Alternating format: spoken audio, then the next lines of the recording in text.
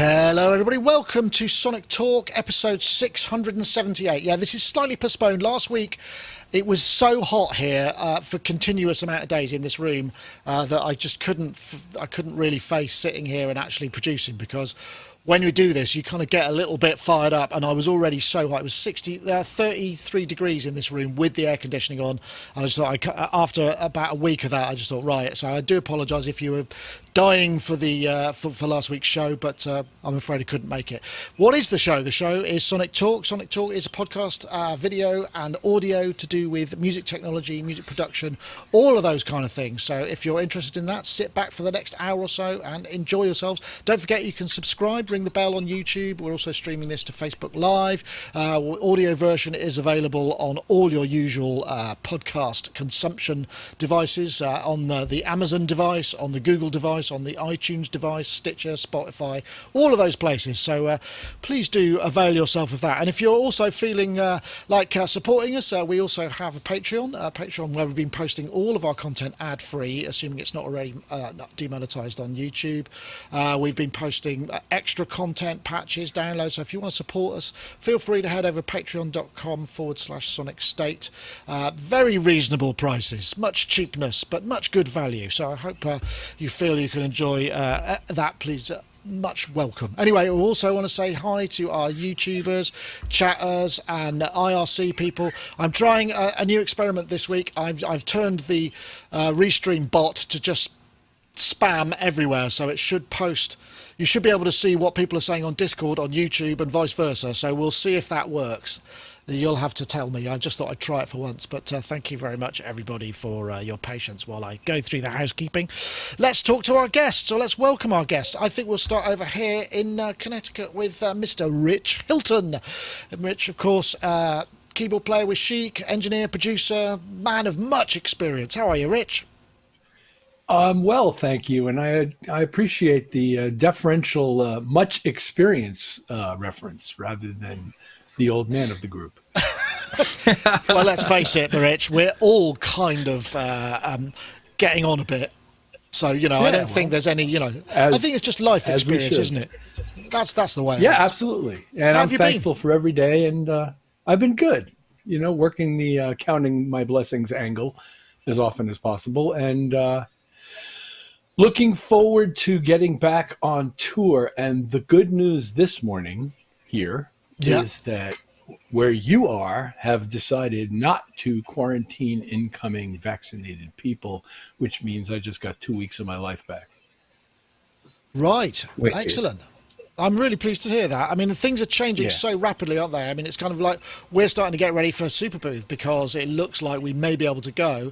It's just trying to find a way to get there that's affordable and, seeing if we can fund it and all of those things. But it may well be on. I'm feeling somewhat guilty because we haven't been on a family holiday for the very same reason. Anyway, I'm going to pull in for work. It is work, but so we have got a holiday planned in between there. So there will be a few days off. I will post those sort of things up. But Rich, lovely to have you. And we've also got Mr. Matt Hodson, aka Maths, who's there in Brighton in his studio where he concocts all kinds of modular goodness, as well as being a course director. Big shot over at BIM's Music Academy. How are you? Yeah, how you doing? Thanks for having us back. It was warm last week, wasn't it? But somehow I managed.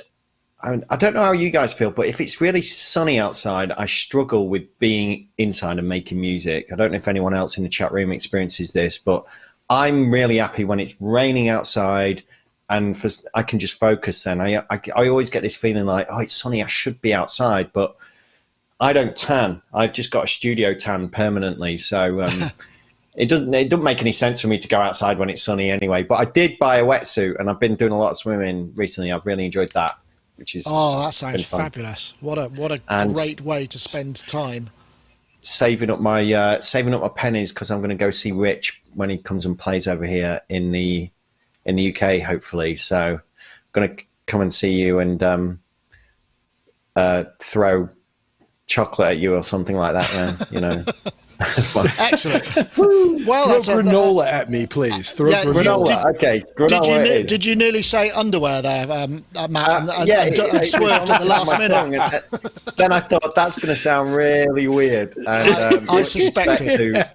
Rich is highly respected sort of guy. Last thing he wants is some Northern English guy throwing his underwear at him. So, well, he's here. We could ask him. I'm going to have to play that back for my wife later now. That you said that. Excellent. Get some foreman shift on there and you never know. Right. Okay. Well, lovely to have you, Matt. I know you've been busy. Cheers. And maybe you can tell us a bit about your musical stuff a bit later on. We also have Mr. Gaz Williams, who's there in Bristol, music technologist, YouTuber, and I guess rehearsing for some live gigs, possibly, sort of musician. Yes, although our first gig back, this is with the Charlotte Church Pop Dungeon, has just been cancelled, which is gutting because we were on one of the headline slots at the Doona Rabbit Hole in Scotland, which are there. So some festivals are going ahead and some are not, and it's really frustrating if you are in that industry. It's kind of gutting for us because we got a whole rehearsal schedule and itinerary, which was kind of focused around that. So that's kind of thrown a little bit of a wobbly at us. However, other ones are going ahead, so I don't know quite what's happening. It's remarkably frustrating, and there's a lot of hypocrisy and all sorts of stuff going on at the moment, which, just again, being musicians feel we're getting a bit of a shoddy deal, Yeah, I'm totally with you. Well, hopefully things will settle down and we'll get back to some kind of normality. Yeah? But I think the thing is to make once it's when it's just like completely off the cards, you just go, well, okay, I'll get on with something else. But when it's sort of tantalisingly close, I think that's the frustration, isn't it? That's the difficulty. But I mean, we got some intensive rehearsal starting from next week. So that should be nice, getting back into the swing of things. Did a bass session yesterday for Doobie Dub Check in Bristol, which was really nice to actually be out in a studio doing a proper session. Some great musicians as well, so a step towards some kind of normality. But sad news, though, is I'm cancelling my show for the time being. My Gaz Williams show, that's coming off air. I'm just knocking that on the head for a bit. I might bring it back in the future, but so if you were wondering if I'm going to go live tonight, I'm not, and not for the foreseeable future either, I'm afraid. So that's just had to give way, really, because I've got a lot of other things going on. I would like to bring it back, and I probably will bring it back, but I will. I'll make an announcement when I plan to do that. So apologies if anyone was looking forward to that, but yes, no show for the foreseeable. Oh, well, okay. I mean, thanks for letting us know. I suppose we should get on the. I mean, traditionally, summer being summer, there's not always a ton of stuff, but we've actually had a few bits. Actually, before we go onto the topics, I just want to remind everybody about the Sonic album. Rich is here and his track Activate Sonicstate. Also, Matt is here with his track Hanka, and also Gaz Destination Next Century as well. So please do check that out if you haven't already made a purchase. Feel free. Prices start very reasonably and go up to as much as you want to spend, but there's some quality work on that album and lots of tracks, so do check it out. Right, let's see where we are. Well, let's start with something. Okay, this is this sort of follows on a little bit from something we talked about with you last time, Matt. So this is actually Robin Vincent, Multi-Modular, who is doing an analog synth jam, and he's using the Erica Synths desktop matrix mixer, which is something that I've talked about and we talked about before. We've seen these sort of programmable patch matrices before, but this is slightly different because it's more of a mixer, but it's also DC coupled, and there it is. In fact, if I switch to the actual pretty pictures, there it is. It's a desktop unit. It comes off the in fact, if we scroll down, let me see, I think it's taken from the original concept of the actually I could use my new shot, can't I? Look, there we go. From the Syntrix, which, so you can see there's like a digital matrix there, which was used where you could just sort of set the row and the column, but it's also got 3 levels of attenuation, and it also merges and splits. So what I would like to have seen is attenuversion with a full range, and then it would have been absolutely brilliant. So I'm going to come to you first, Matt, because I know you were interested in this 16 buffer DC coupled inputs. I think it's about €500, which isn't excessive because you've got 16 by 16. That's a lot. Yeah, and they're DC coupled as well. So Voltages. you can use CV. Yeah, Voltages in there. And I think the last time I was on, we was talking about this, this system that I've been designing, which is it's always staying patched. But we talked about how to kind of create presets, if you like, using modular and hardware. In fact, the last 2 videos I've done on my YouTube channel, I do a rundown of all of this and how it all works. So feel free to check those out. But what you've got here is essentially almost like a preset system for a modular. So if you're clever enough, in the way that you hook it all up with the ins and the outs, you've got something here where you can, essentially generate presets. And I must admit, when I saw this on the Synths originally, which is really a modern take on the VCS3, I thought that would be nifty if that was a standalone device. Yeah. And we must give a shout out actually to Future Sound Systems, who do an analog version of this, which is much more simplified. There's no presets, but it is a pin matrix, if you like, that they've designed. This takes it much further. What is it, like 256 combinations in total? I think you can. Well, 16 by 16 will give you signals. 256, but there's many more, because you then multiply that by that again. So it's 256 by 256 by 256, because you've got all the possibilities, I would say. So a lot.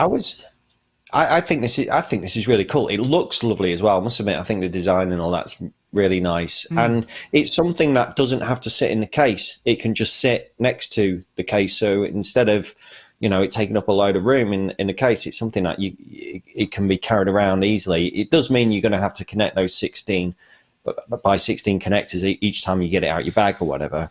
I mentioned this in an email to you, Nick, as well. I don't know if this is something that exists as a, in a recording studio, as a digital patch bay. I've never seen them, where you could essentially have, all your outboard, all your mixing desk, your ins, your outs, your directs, inserts, and with a turn of a button, you can recall a preset. Yes, there are. There's SSL X patch. We reviewed it some time ago. I mean, it's quite pricey, and it wasn't DC coupled, but it's a fully. Right. And I believe there are others, but that was the one. And I think the thing is, because of the cost, because of all the signal paths and the quality, it's actually per channel feels quite an expensive concept. But yeah, there is a thing, and I'm sure there's more. I think we've talked about there was another one, but I can't remember the name of it off the top of my head. But yeah, interesting stuff. Yeah, it is. I'm glad that they brought this out, and I think for me, I'd be really interested about just like the happy accidents you can have with this. And there's also it's got a randomize function. It's got a randomized function, yeah. So you could basically patch it and just go dung, and it'll just completely. I mean, which could work or could be kind of exciting. The other thing that I'm before. Sorry to interrupt there, but before the other thing is obviously you could use just like a 4x4 section at the top for specific things. So you can split it into areas. So you could have like an audio area, an LFO area, and so if you think about it in terms of zones, it becomes kind of quite an interesting concept as well. That is nifty, and there's something to be said that if you had this always connected up, there's not that much wear and tear on constantly pulling in and out of jacks. Not that I've had any modules really get broken, or actually no, there was one incident I've had with constantly unplugging stuff, but I guess maybe you're going to reduce wear and tear on these kind of things and that kind of thing. On the more low cost ones, it certainly makes sense, wouldn't it? Yeah, you just one thing to bear in mind is you're going to need some long cables for this kind of thing. If it's sat next to your modular, you're going to need a good kind of like 50. I was just thinking, what's 32 long patch cables is probably going to cost almost as much as. Yes, exactly, and labeling as well. I don't know if anyone in chat room can point me at a really good way of labeling. Maybe there's something on Amazon you can just wrap around things just with a little label on or something like that. Because don't use sticky tape and things like that. I've had a good look. There's like these. They're either too big, these cables, so to find out what they are, put the little sticker on. But if anyone in the chat room's come across something nifty like that, that'd be useful, because it'd be handy with something like this, and it's certainly handy for someone like me who's just swimming in cables most of the time. Yeah, need to label so many colours you can manage. Rich, plenty of gazinters and gazoutas here, aren't there? So I guess you could use it as an audio patch, although it wouldn't be balanced.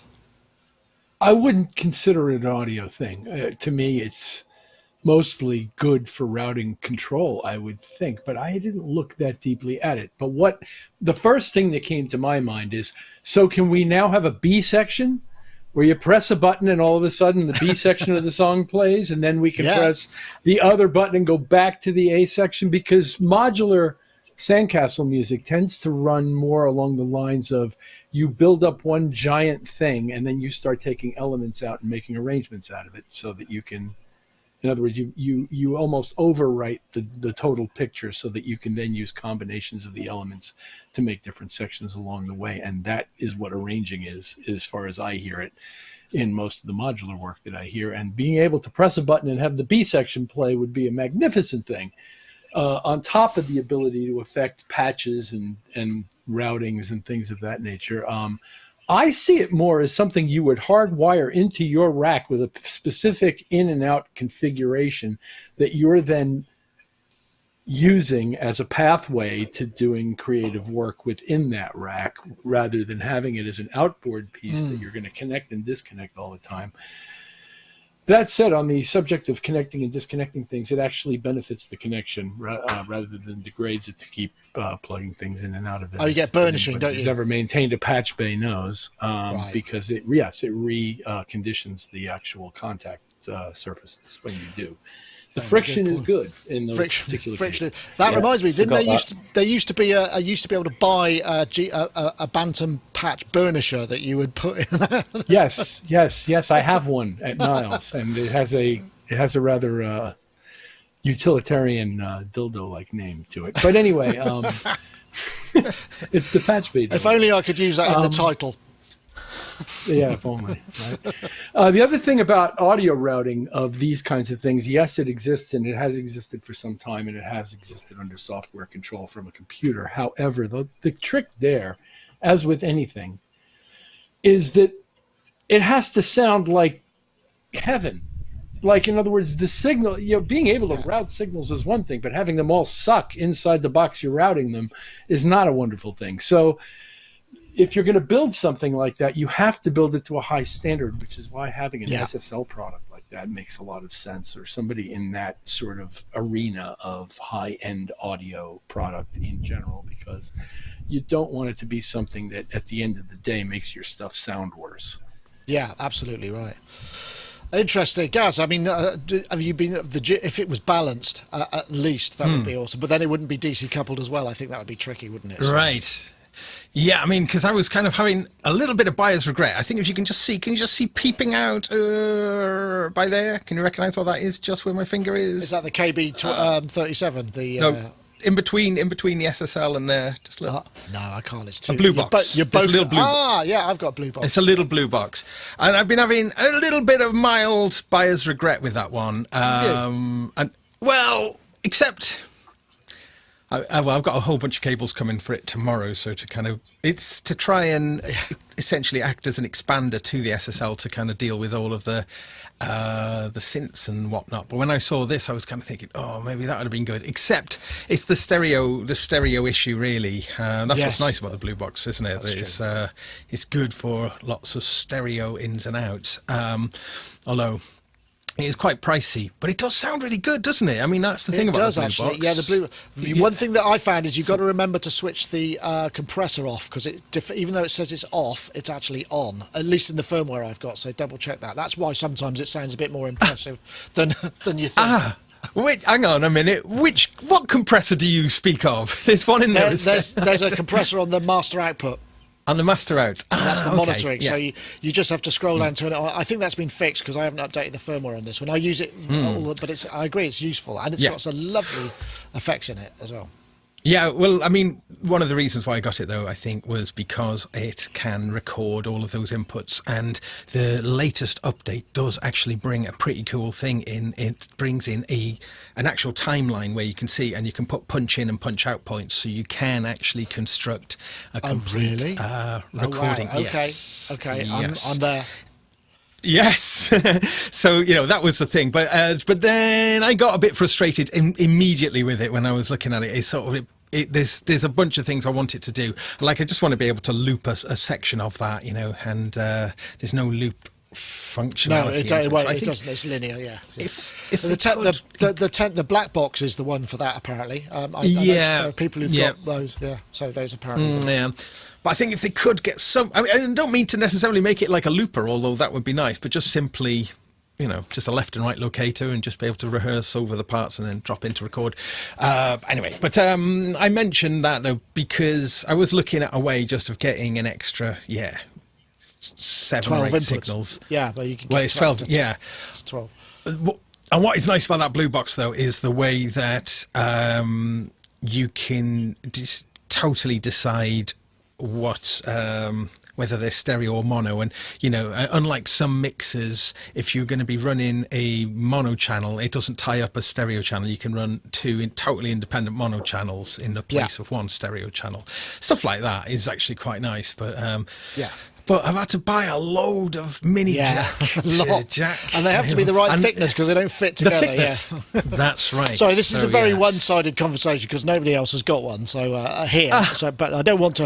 I don't want to monopolise the topic. Sorry, I was going off topic, but I mean, I was looking at that though, looking at this pin matrix and just kind of thinking, that would have been, because I would like to just sort of send. We could do 8 stereos. You could do 8. Could you not do 8 stereos with this? I'm guessing, I suppose so. It just is it going to be a little bit fiddly to achieve that task, or yes? The answer would be yes. It would be a little bit fiddly to achieve that task, but anyway, it's there, and it's. I think we'll see more of this technology, and I think as soon as it becomes something that you can, you can have the pot so that you turn it one way and it's a 10-year. It's adding, and you turn it the other way, it's subtracting, so you can, or inverting, so you can end up with all sorts of. I mean, I don't see why that wouldn't be able, because I think there's some digital stuff going on underneath. It's just, so we'll see. Okay, right. I guess it's probably time to say welcome to our friends over at iZotope. iZotope Producers Club is a one-of-a-kind membership for producers ready to take their tracks to the next level. Once you join, you'll gain access to powerhouse iZotope plugins and a curated selection of tools from our partners, such as Melodyne from Celemony. Plus, as long as you're a member, you'll get every future update to the iZotope plugins in your membership for no extra cost. We'll also regularly serve you new curated content like exclusive inspiration-sparking sample packs and preset packs, and industry-leading training ranging from our own tutorials to vocal production lessons from the world-renowned Berklee Online, taught by Grammy-winning producer and engineer Prince Charles Alexander.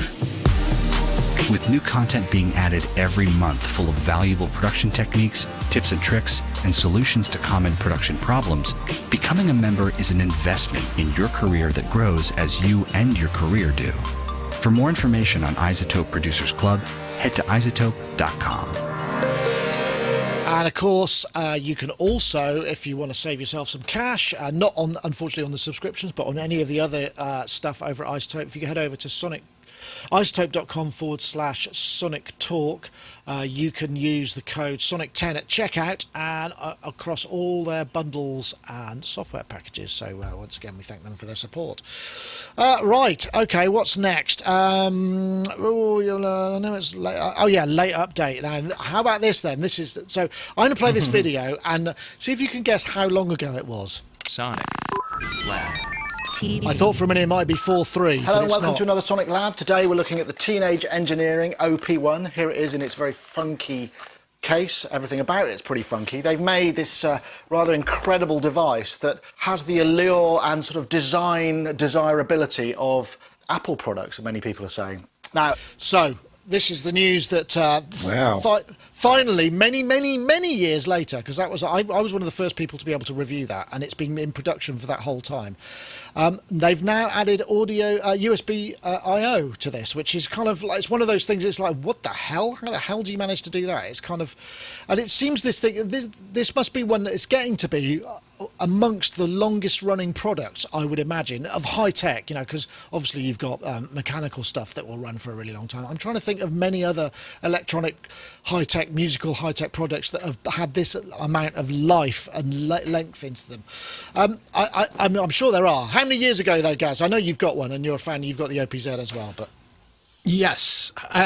It's 10 years old now, isn't it? So, yes. Look at this one. 10 years. Oh, cool, guys. Yeah. Like that. So the lovely Robbie Bronneman brought over these coloured things to put on it. But I got to be honest, I put it on and I thought, oh, it looks nice, but I hate it. It catches your skin on the edges, so they're coming off. But what an extraordinary long-lived device! And when we thought that the firmware updates were over, which was back in, I think, was it 2013? I think was the last update. I think so. And there may have been another one, but that was the last major one. So to then find out all along that there was an audio interface lurking in it, which I think when we first saw it, I think that was maybe the expectation, with the USB, that it would have that. Took a while. How interesting. But they're saying, though, that it was through the things that they learnt from the OPZ enabled them to put it into here. And there is kind of problems with you have to be very careful with OP1 that the interface board here. Yeah, you can, and I've broken it. I've broken this one, and I've had to replace it. But there is a little pop-out panel there, and you can get the kind of a new board to go into it. But, that's good. I mean, just the fact that you can even do that is like thumbs up, repairability to a degree at least. Yes, but the shame about this one, compared to this one, is that the battery is a real pain in the bum to change. And like with something that's approaching 10 years, I've had this for 8.5 years. So the battery is, they're going to die, aren't they?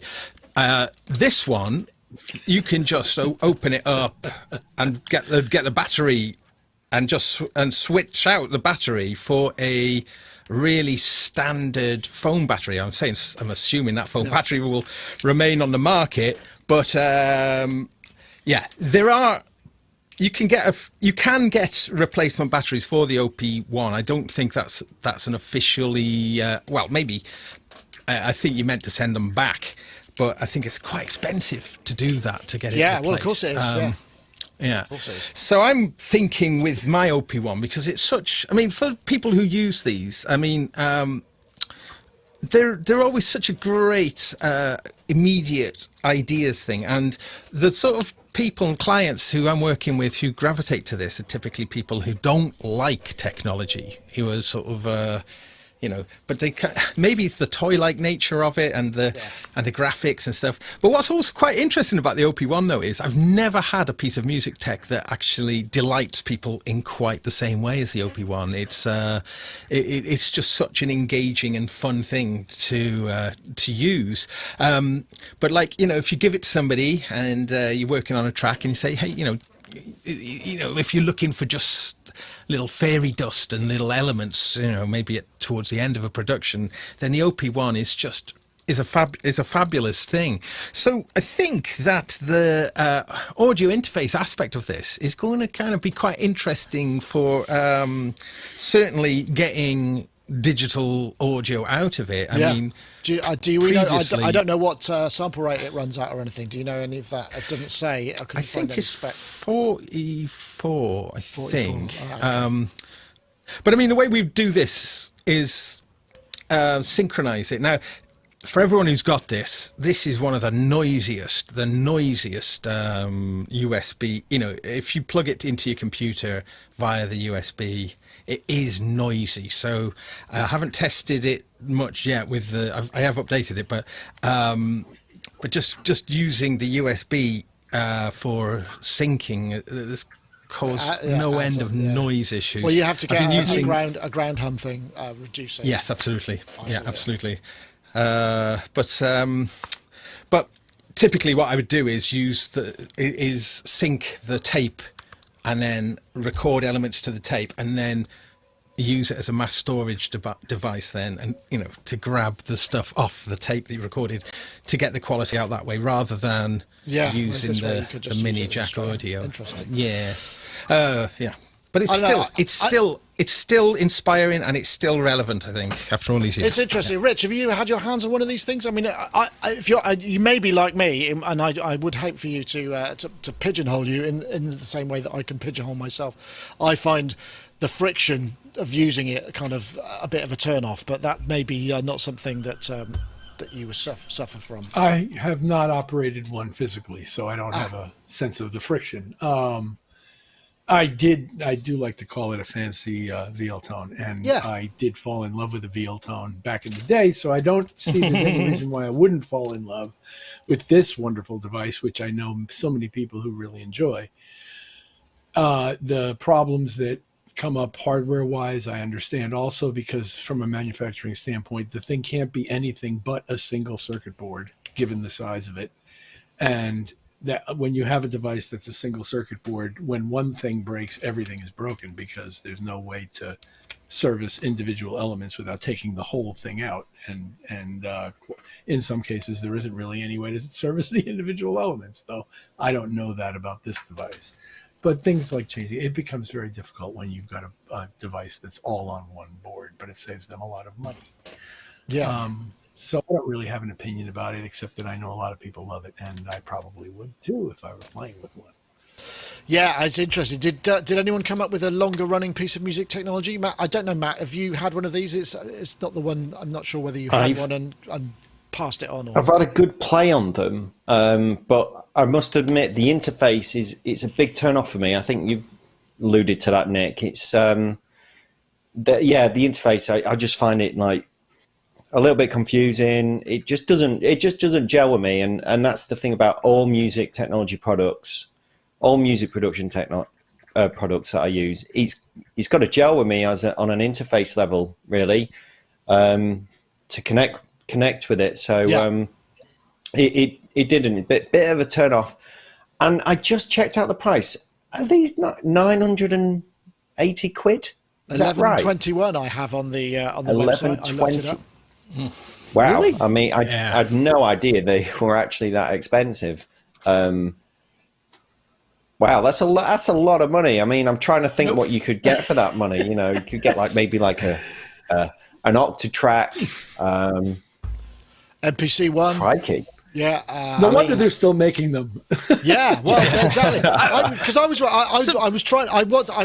got diverted, but I was thinking, I wonder how many they've actually sold in the 9 or 10 years that they've been making them. I mean, they must be getting up there with the sort of numbers of that good, really high selling keyboards have. I wonder. What I would say is, though, regarding the price of it, and well, it was certainly cheaper when I bought mine, but I would say, though, it's had probably more use than any of the other music technology devices that I've ever owned. It's been used on so many of the projects that I've worked on. So, you know, being as it's been used, then you don't feel the kind of price in such the same way, you know, that you don't feel it's such a waste of money or whatever.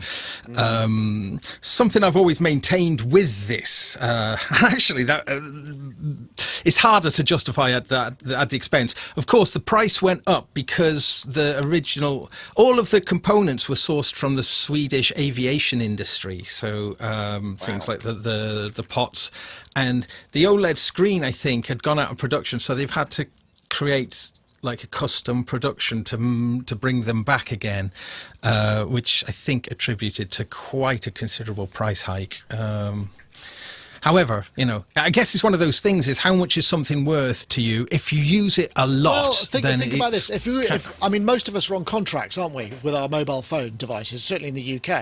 I mean, most smartphones cost way more than this, and that you're only going to get 18 months, maybe 2 years out of it before you upgrade or whatever.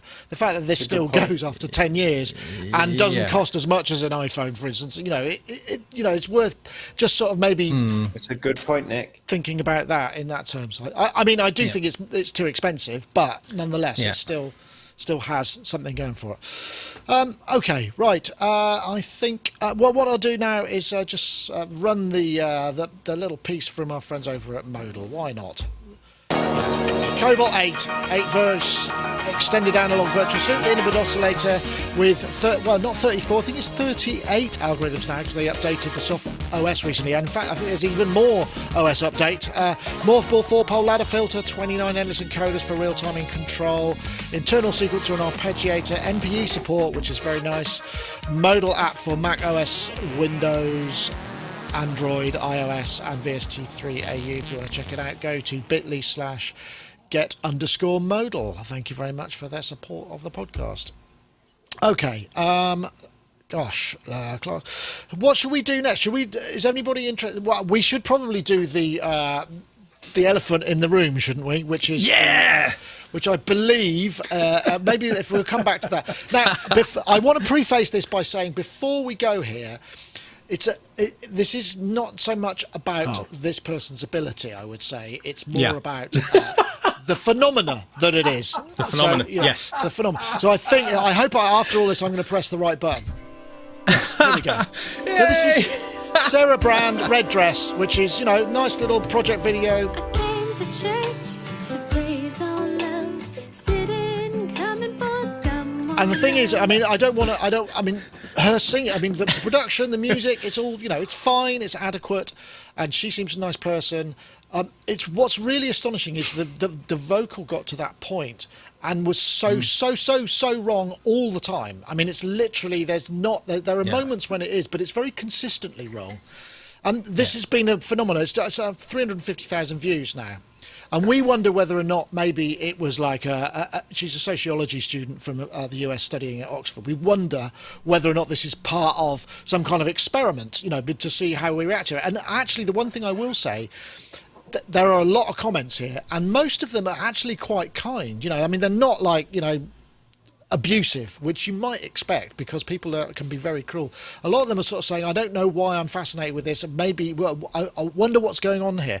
Rich, I saw you wagging your finger here. I know that, as a trained musician and someone who can presumably sing as well, the fact that it got to this stage and recorded, in my head, I'm probably thinking, why did nobody tell her? But I don't think that's the case. I think she knows. I think she must know, and and that's also quite interesting. The fact that she's got that's supremely self-confident. Just go, what the hell, what the hell? I'll do it anyway. No, you see, the thing is, if I assume that she actually sang what we're hearing, just to start the conversation from a basis, if we assume that what we're hearing is what she sang rather than something that somebody made, it's fairly, as you say, it's consistent. Now, it's not consistent in the sense of being, say, bitonal, where it's consistently in a different key from what's being played. It's not like that kind of consistent. It's the kinds of pitch deviations that you hear her delivering from section to section even are consistent from one iteration to the next. In other words, it's not two different horribly out of tune renditions. It's one horribly out of tune rendition rendered two different ways. So it's a very interesting thing, because if we assume that she actually sang what we're hearing, then she really hears it this way. And that's is somewhere between bizarre and scary, but nevertheless, it is what it is. And she's consistent and people seem to like it. So even though it sounds like nails on a blackboard to me, yeah, but it raises a lot of interesting points, isn't it? Because it's getting a lot of, a huge amount of interest and, attention. I hope she's okay with that, because that's one thing that we don't know, whether or not, this level of, when the spotlight turns on you, you kind of need to be able to handle it. And I hope she's okay and can handle it and all of those things. But I looked at previous videos and previous things of her singing live, and it's equally the same sort of deals going on. It's not like just for this video's been made, but there are a lot of people have been involved in making this and have supported her by doing it. And I wonder whether or not, it's just I just think the whole exercise is really fascinating. So I'm going to come to you, Matt, first, because you work in music education. Okay, so if somebody comes to you with a project, one of your students, and maybe they're not the best at this, that, and the other, I mean, do you support them and just kind of go for it and then, say, well, maybe you want to think about it, or do you try and be realistic and say, actually, maybe you should find someone else to sing this song? Song's great, but your execution of the vocal perhaps isn't, or, whatever. How would you handle it from a sort of that point of view? Well, it's all about reflective practice. So it's about getting the students at various levels, whatever instrument they're playing, to self-analyze, to self-reflect on it in a critical and meaningful way. So we set up a number of environments, from them performing essentially for themselves and playing it back to themselves and critically analyzing that, playing in front of small groups. We throw them into different dynamics all the time with different groups of people, and getting them out of their comfort zone. We get them to chop and change instruments quite quickly as well, and see how they adapt. And again, they're just reflecting on this whole process the whole time. We'd never discourage anyone to not sing, to not play the guitar, to not do something they were passionate about. We believe everyone's got a right to education, and we're there to help them all the way along through that journey. And they have regular tutorials with any member of staff at BIM, which is one of the unique things about the university, is that it doesn't matter what course you're doing. You could be on the music business course, and you can have a tutorial with a music production tutor because you fancy getting into using GarageBand a little bit, or vice versa. So we're always encouraging them. We also put them on stage. We go to Isle of Wight. We have a little stage at Glastonbury every year as well. And we put them on stage, and we invite industry A&R down as well. And they also provide feedback to the students as well about how they're doing on their journey. But this certainly is a very interesting video. I mean, to be honest, Nick, this is one of the reasons I don't sing, is because I could do this without auto-tune being wrong, So I could do this really quite easily. And I must admit, sometimes working with modulars, one of the annoying things using about multiple oscillators is tuning them and keeping them in tune. And after a while, they go out of tune, and that could be annoying. And sometimes I've recorded stuff and things are out of tune, but I put it out there, and sometimes it can add to that vibe. Weirdly said, I know things are out of tune, things should be in tune, but sometimes when they're slightly out, this is a bit more than slightly out, and it's also a vocal, so it has a different role in a song compared to maybe an oscillator does. Yeah, it's interesting, Gaz. Gaz, one thing that because the music's not out of tune, so presumably she must have listened to that and then go, right, I need to do my vocal now. But I just find it's part of me is like, fair enough, go for it. But part of me is like, why? Where's your own perception of what I'm singing here? How come you can't hear it, or if you can, why? Yeah, it's weird. I mean, the closest parallel I can think of is the film The Room with Tommy Wiseau. That whole thing. It's got a similar parallel. That's like considered the worst film ever made, and you kind of think, how on earth did that get? How on earth did that happen there? I mean, there is a film called The Disaster Artist that goes some way to kind of contextualizing that, but I've got to be honest, I love this. I feel it's like a breath of fresh air. I genuinely do, and I challenge people. Get through it 3 times, and then on your 4th listen, you'll love it too. You'll be looking forward to all of those bits, and some of those sustained notes that she does, especially towards the end, are just perfectly horrible. So much so that it's just thrilling, and I've been learning it. I came to church.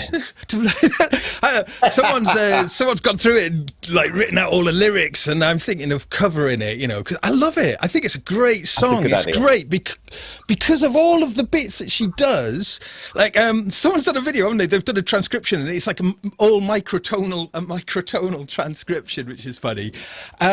But I think what it is, why I really like it is, it's just like it's the opposite of what we've been hearing for 20 years or so, of just sort of overly tuned vocals. Yes. So to hear this kind of raw vocal and it being so out and so bad, I actually find I really love it. And it's an earworm. My God, it's an earworm. I've been waking up the last 2 days. I've woken up and the first thing is that song again. And, you know, I mean... yeah, I've only got myself to blame here, but and now I'm trying to inflict it on all of you. But I think I get a kick out of things like this. And when I'm producing and say I'm working with a singer and they hit a wrong note and they're really embarrassed about it, I'm like, oh no, I you know, I really like them and I kind of want to keep the wrong bits in, but they invariably want to kill me for that. But I suppose, but that's the thing that they are consciously aware when on playback or whatever, because there are some other tracks where there are backing vocals, and so which were presumably overdubbed, and the backing vocals are also, you know, it's like horror. So you've got a harmony that isn't actually a harmony, that is just playing, and you think, well, what? When you sang the second part of that harmony, how did you know whether it was right or wrong? That's the thing, I suppose, I don't understand so much. And it's so wrong, it's right. It's so wrong, it's right. That's what I feel with it, and that's why I really enjoy it, you know. And I can imagine this is going to be played out in sort of hipster bars and stuff, and everyone's going to be singing along with it. So, you know, maybe she'll get some. She'll get some festival gigs and stuff. It'd be, Have you listened to many multi-tracks that, you know, there's multi-tracks floating around, isn't there, around the music industry, and sometimes when you dig into them, you hear some really like, oof, you know, whether it's backing vocals or a guitar take, or I think Giles Martin once was talking, I think he was remastering some of the Beatles stuff, and I think it was on Hey Jude, and there was this one real fluff, he heard it every single time, he you know, had it on the multi-track, and he was like, I could correct it, I could, but he was like, that's not my place. I'm not going to do it. But every time he's listening back to this, he's mixing it over and over again, remastering it. And he's like, he said it was just eating away at him. And he could, all it would take is like 3 second, bang, bosh, done. Yeah, well, it'd be different, I suppose. But he decided not to do it. Yeah. Rich, who's the person that should be saying, you know, because I mean, you know, imagine you're working on a track, there's a thing, there's maybe a scratch vocal, or there's the vocal, or whatever it may be considered. Who's the person who says that's just not good enough? That's not, you know, you made me want to reconsider singing that, because that's the thing that's kind of interesting. And I suppose who's to say as well. It depends on whether there's a role, because the thing about Sarah, you know, she's directed. She wrote the song, you know, directed the video, edited the video, all of these things. So she's sort of into the whole process. And I guess she doesn't say that she played all the musical instruments. I'm just wondering how that relationship must work. But there must be, who's the bad, you know, is it necessary to be a bad guy, or do you just go, I'll just melodyne it rather than worry about the politics? I don't know that there's a single answer to this question, to any of those questions, let alone one overriding question. So you've got who decides. So the who decides question has to do with who's producing and how strong a role is the producer taking in directing performances. Yeah. Some producers take a very strong role in directing performances, and in that case, the producer will quite often say, you know, that's pretty good, and we're going to keep that, but I think you could probably do one that's better, and let's give it another try, and I want you to focus on this, that, and the other thing. So that would be one controlling producer who likes to get involved in the individual performances, and some do and some don't. And then you get into the artist and the level of artist. So if it's a young person struggling to identify themselves as an artist, you're going to approach it differently than if it's David Bowie asking you what you think of what he just sang, which happened to me once, by the way. Right. So you're not necessarily going to treat those two exactly the same way, although I tried and it didn't work out for me very well. So I don't know if I think that sort of answers your question. Yeah, I was interested in the Beatles thing that Matt was just talking about, and here's the reason why. Because at one point when I was doing a seminar for colleges, a good friend of mine, a dear friend of mine, who is one of the world's deepest, most heartfelt Beatle fans, as am I, asked me to come and teach a Melodyne seminar to his class, his audio class at this college. And I decided to come with She's Leaving Home by the Beatles and Melodyne the lead vocal, which is heresy, absolute freaking heresy. And I knew it. And I knew that it would rub like sandpaper for him because, it's actually sounding good, but it's not right for this, what you're expecting to hear. And it's the same kind of dilemma that I think Giles Martin was talking about, where you find something and you almost can't resist correcting it, except that in the case of something like this, it's totally iconic and everybody already knows it the way it is and loves it. And why would you? But it did serve as a nice vehicle because the vocal is very well isolated. So it served as a nice vehicle for illustrating Melodyne. And it also irked my friend satisfactorily. So that was fun, too. Excellent. Well, I mean, like I said, the one thing that I found encouraging is that people were generally reasonably kind, critical but not horrible on the comments of this video. So that maybe we're entering a phase where people are just kinder and more considerate. I mean, I do hope so. That would be nice. Yeah, I mean, ultimately, I would just love to hear more records being released with natural voices. And I mean, I know this is an extreme case. I know this is stupid and really awful, really. But in a way, I think if that in some way, maybe it's popular because people do want to hear natural voices. I think that's what I'm with you on that, Gaz. Uh-huh. Totally, man. I did want to say one more thing, and that is that Matt's approach to this educational process is absolutely perfect and completely in line with my own, and I want to commend you for that. People come to me all the time with, my kid wants to be a recording engineer, a musician, a flute player, a high school band teacher, whatever it is. And what should I do? And almost invariably, without exception, some component of what they should do includes the last thing you want to do is stand between this person and their dreams. Because that's what they'll remember you for the rest of your days. Every time they think about that thing they didn't try, because you talked them out of it, is going to be your legacy with this person. And it's not a fair thing to do to somebody, and it's not a good thing to do to somebody. And I'm really glad to hear you concurring and continuing to bring that spirit to the education work you're doing. Totally, Rich. Yeah, we always say it's a safe place to make mistakes. Make mistakes when you're with us, when you're around us, so we can learn from it and grow from it. And then when you're going out into the big bad world, you've made all the mistakes you can, and you've learned from them, and you reflected on all that. So, but thanks, Rich. Appreciate that, man. Excellent. Well, we should get. There's one more topic which I was going to throw in there, which is the new MPC update, which again, is another major big deal. I'll just throw this up here, but just quickly. This is the news that MPC 2.10. In our latest update for MPC 2.10, we've added our most powerful features to date, pushing the boundaries of standalone music production. We've added 4 new plug-in instruments to your MPC for the ultimate sound. You can now plug class-compliant audio interfaces into your MPC, expanding your I/O up to 32 inputs and outputs. Okay, I'm going to stop at that because that's the big one. I mean, because this is an embedded system, it's basically Linux on an embedded chip in a box, and they've written the whole very clever way to do things.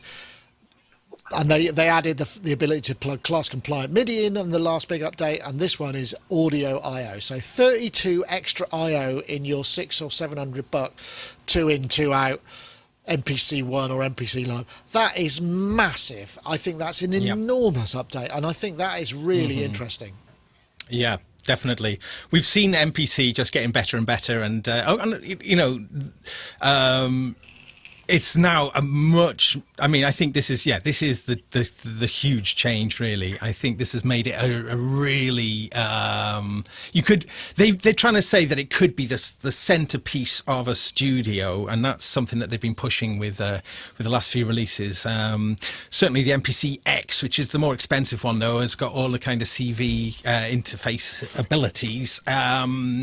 So now, increasing the channel count significantly, I think, is significant, and also goes some way to making that thing, lots of people don't want to have a computer as the centerpiece. I mean, obviously most people do, but you just haven't had the opportunity to do that in a sort of standalone way quite like this. I mean, Machine Plus is great, and I thought had the edge over the MPC one, but now I think it's funny though, they keep kind of jostling for position there, really. The included plugins now, these 4 plugins are quite interesting in that they are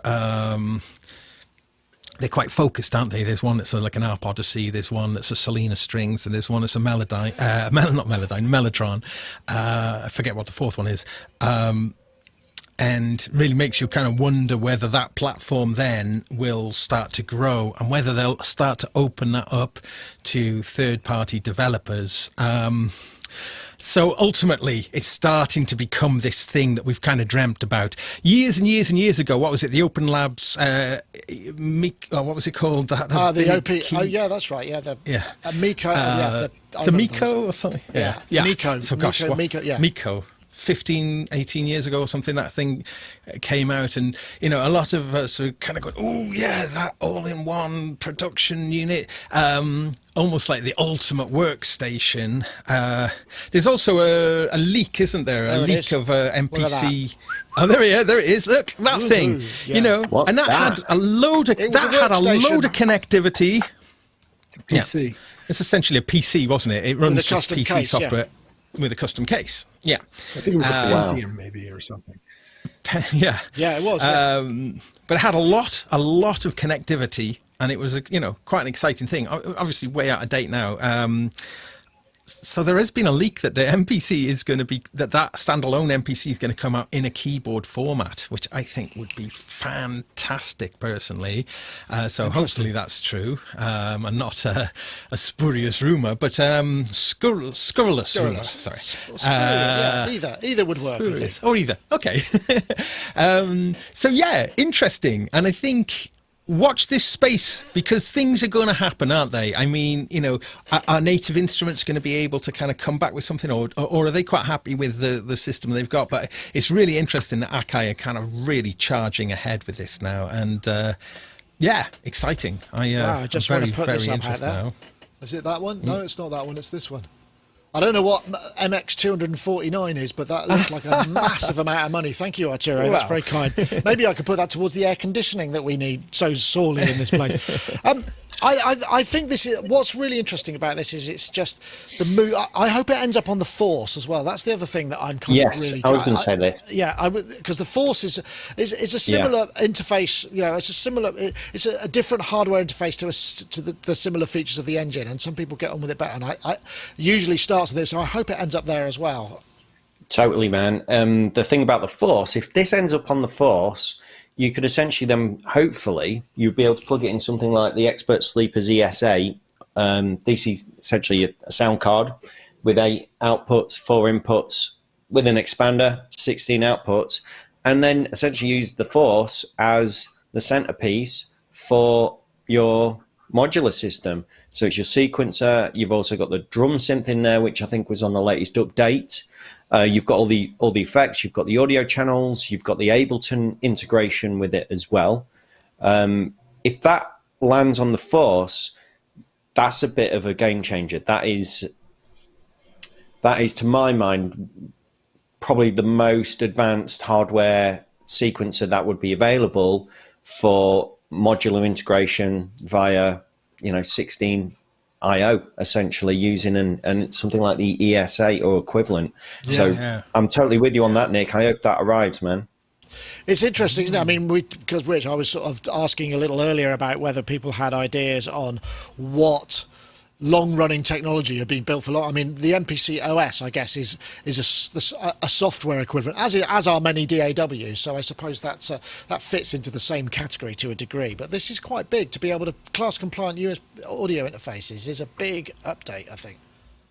Yes, and it seems that they're hosting synths on board now as well. Is that new to this No, it's just 4 new instruments. Yeah, they have already done that. But 4 new instruments in addition to the hosting they were been doing before. Well, it is all reminding me a bit, as Gaz pointed out, of Machine and a sort of well, what does this thing need to do more as a standalone device to make it compete with those devices that are calling like Machine on a computer as the basis, and to a large extent. Anyway, it looks like a really exciting improvement to an interface that's certainly withstood the test of time. And yeah, well, that's true. Well, I mean, it's well, because people ask me quite a lot, what should I get? And it's like, well, you know, to get started on music, like my cousin is really into kind of writing stuff, but he ends up buying all these little things, and I was thinking, well, maybe an Akai Force would be a good way to start. It's all, you know, you don't want to do it on the computer, that's one of the prerequisites. But then the other thing is you know, as soon as you kind of go, well, I have the sequencer over here on one piece of hardware, I have a couple of others, then it's a matter of how do you recall and save that stuff without recording. It becomes quite a pain. One of the things that we forget, you know, sometimes is by having everything in the box and in a DAW, you know, one advantage is you save the document, and when you load it back up again, there it is, you know, and you can carry on. Whereas if you've been working on the kitchen table with your sequencer and your MIDI device, and you know, if you've had to clear it away for Sunday lunch and put it back, it may not come back the same way it ever did, you know. So there's a lot of advantages to be done of that. Not everybody has the opportunity to have a continual setup. So yeah, interesting. I think this is a really big deal. Let me actually, I was going to post the link in the chat room, because I've been. That's one of my. I can recall starting each day using data cassettes to restore my Lindrum and my memory mode, so that I could continue to work on what I had ended yesterday. Yeah, I remember that too. The AES interface for the S1000. Which had a DAT card, and you would squirt I learned very quickly that you had to do it twice because it didn't always work. So you had to do it 2 times, and then usually it would work.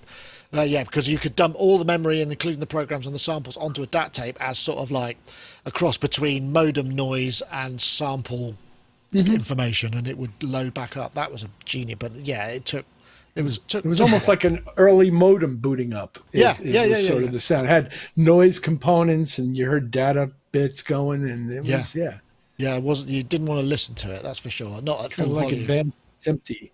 Yeah, it kind of was like that. Yeah. Anyway, I just thought that was worth having there. I think that's a kind of again, you know, another great. If I go there, let's go there. Another great interface update for the. There's no more pictures on there. Well, I think we've reached 5 o'clock. I made it through the day. It's not too hot in here. So, yeah, I hope that we will be able to continue and through the summer without melting, because last week, like I say, apologies if you were looking forward to it. But, Gaz, thank you very much for joining us. Like I say, no live stream tonight, but you've got lots of work on, so that's great. But maybe we'll be able to get together and do that thing with the VST Connect we were talking about, but I understand you are busy, so that's fair enough. That's cool. No, I mean, and I just want to say thanks to everybody who has tuned into my show over the past sort of year and a bit. You know, and I don't want to feel like I'm letting the regulars down, because I've been ever so grateful to have a really fabulous audience. But I will be back with my show at some point, but not for a while, I think. Okay. But I will. Yeah. But thanks ever so much. Yeah. Fair enough. Thank you very much, Gaz. And Rich, lovely to have you. I hope the barbecue weather is making you enjoy lots of outside cooking and, you know, the good life, as it were. Oh, it's nice out here. Today is gorgeous. It's cool and breezy, and it's actually a prime summer day right now. And have been enjoying the barbecue, yes, and the gracious spice gifts that you have sent me over the years. Yeah, just trying to keep cool and keep collected, and looking forward to being over by you guys in about 2 weeks or 3 weeks now. Okay. And, I'm hoping we can make that work timing-wise. It's always great talking to you guys. I really love doing these, and thanks again. You're welcome. And also thank you very much, Mr. Matt Hodson, aka Maths. Got any releases coming up anytime soon? Yeah, I'm meant to be popping one out before the end of this month, and it's the 28th. But I got a bit delayed, so it's cool. I'm hoping on finishing one today and it going out tomorrow. And that's the beauty about my approach at the minute is, just not overthinking things and pushing it out, sending it out into the world. Some of the oscillators are going to be out of tune, maybe. The performance won't be completely perfect. But the thing is, it becomes itself. You go back and listen to your music that you've released before, and I'm sure you hear it differently. It becomes its own thing after a while. You no longer own it. It belongs to the world and the listeners and that kind of thing. So, yeah, I'm going to carry on working on this and need to get a load of granola ready to throw at Rich. Yes, you can mould them into the shape of little OT undergarments. just so. Oh, is that the title for this? Wow, OT undergarments. OT undergarments. I may have just found the title. I'm going to write that down. But everybody, thank you. And we're just trying a new thing here. So when I press the button to stop, we'll get a list of all of the people who are supporting us on Patreon at the upper level. Thank you very much to all of those. That's it for this week. We will see you all next time. Take care, and we'll see you next time. Bye-bye now. Take care.